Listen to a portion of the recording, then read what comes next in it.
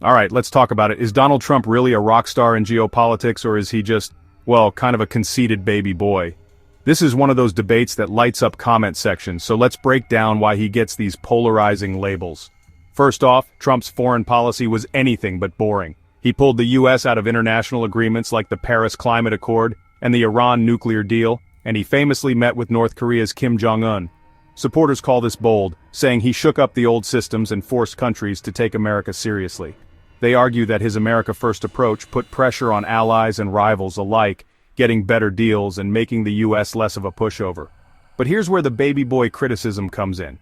Critics say Trump's style was impulsive and ego-driven, more about headlines than strategy. They point to those Twitter wars with world leaders, sudden policy shifts, and the feeling that sometimes he was winging it rather than following a plan.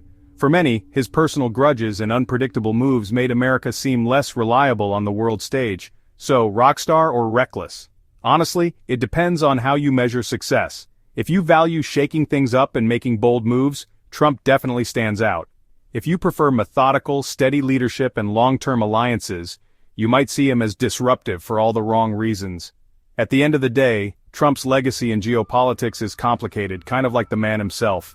He's either your hero or your headache, and maybe, just maybe, a little bit of both. What do you think? Rockstar, baby boy, or something in between? Drop your thoughts in the comments. I want to hear from you. Now, let's zoom in on one of the most dramatic arenas of Trump's foreign policy, his relationship with China and its leader, Xi Jinping. If Trump's overall geopolitics were bold, his approach to China was downright confrontational, and it changed the tone of US-China relations for years to come. From the very start, Trump made China a central focus. During his campaign, he called out China for what he described as unfair trade practices, currency manipulation, and intellectual property theft. Once in office, Trump wasted no time escalating things. He launched a sweeping trade war, hitting China with tariffs on hundreds of billions of dollars worth of goods. In response, China, under Xi Jinping, retaliated with tariffs of their own, sparking a tit-for-tat economic standoff that sent shockwaves through global markets. But it wasn't just about economics. Trump's rhetoric often painted China as America's biggest rival. He openly blamed China for the spread of COVID-19, sometimes using charged language that grabbed headlines worldwide. Meanwhile, his administration imposed sanctions on Chinese tech giants like Huawei and TikTok, citing national security concerns, and ramped up support for Taiwan, a move that Beijing saw as a direct challenge.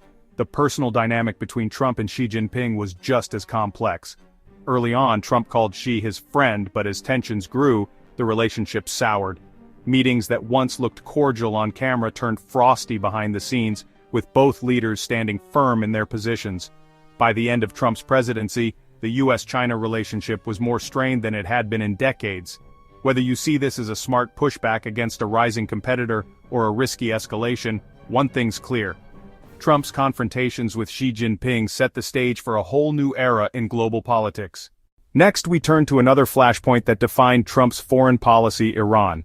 From the very start, Trump made it clear that he intended to take a much harder line than his predecessors.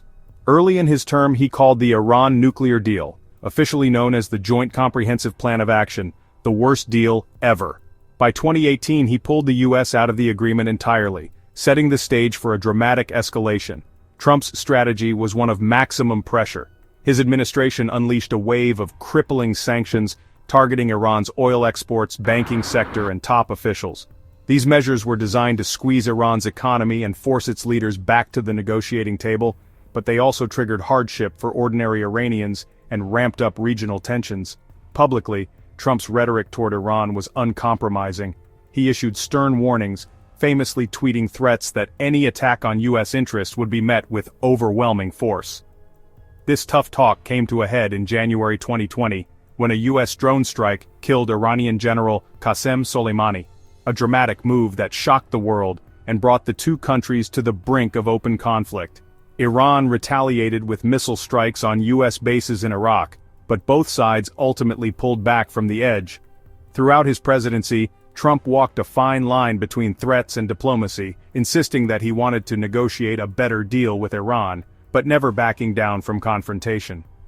By the end of his term, US-Iran relations were at their most volatile in years, defined by distrust, sanctions, and the constant risk of escalation.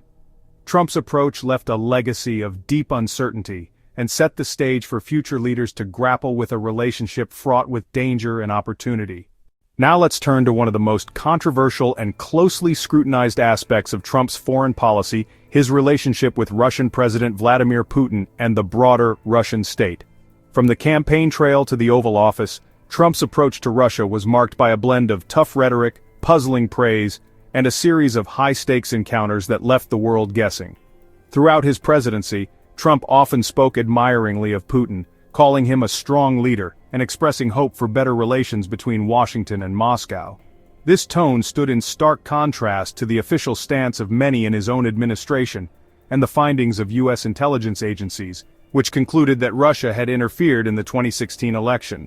The Trump-Putin dynamic played out on the world stage in a series of highly publicized summits and meetings. The most notable was the 2018 Helsinki summit, where Trump appeared to side with Putin over his own intelligence community regarding election meddling, sparking outrage at home and uncertainty abroad. But rhetoric was only part of the story. Trump's administration did, at times, take actions against Russia, imposing sanctions in response to election interference, expelling diplomats after the poisoning of a former Russian spy in the UK, and approving lethal aid to Ukraine. Yet, critics argued these moves were often overshadowed by Trump's public statements, which consistently downplayed Russian wrongdoing and questioned the value of NATO, the alliance created to contain Soviet, now Russian, influence. The Trump-Russia relationship became the subject of intense investigation, culminating in the Mueller report, which stopped short of alleging criminal conspiracy but detailed extensive contacts between Trump's team and Russian operatives. The result was an atmosphere of suspicion and controversy that dominated headlines and left America's allies and adversaries wondering where the U.S. truly stood. In the end, Trump's Russia policy was a study in contradictions, a mix of official sanctions and personal overtures, public praise and private suspicion. The legacy? A relationship clouded by ambiguity, raising questions that will echo through future administrations and continue to shape U.S.-Russia relations for years to come.